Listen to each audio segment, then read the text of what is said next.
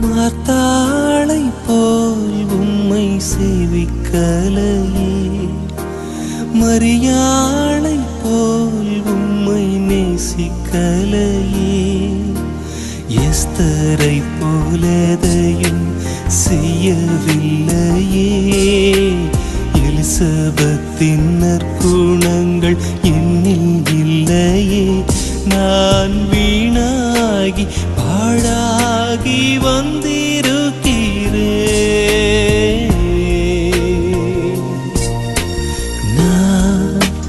நானாகவே வந்திருக்கிறேன்.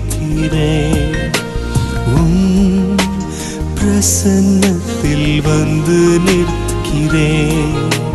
நீ இன்று என்னை ஏற்றுக்கொள்வீரா? ராஜ்யத்தில் சேர்த்து